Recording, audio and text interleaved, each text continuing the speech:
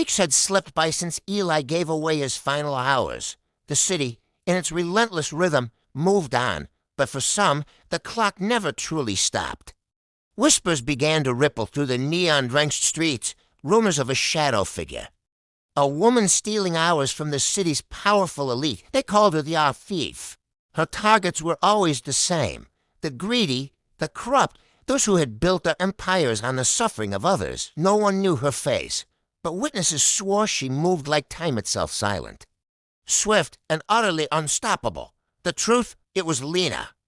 The very woman Eli had saved. She had stumbled upon his hidden workshop, a sanctuary of forgotten dreams.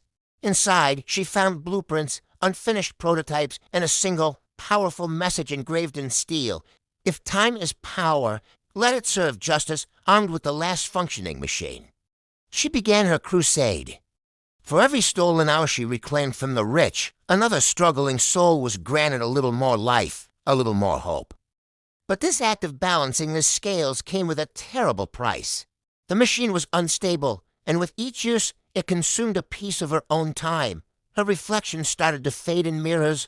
Clocks would freeze in her presence. And the very pulse of the city seemed to grow slower around her, one fateful night. She returned to Ellie's grave. As the clock tower struck midnight, every screen in the city flickered to life, displaying a hologram of Ellie's face as final, haunting gift. Lena, his voice echoed, "If you're seeing this, you become what I both feared and hoped. You stole time to save it, but remember, no one can own." Forever.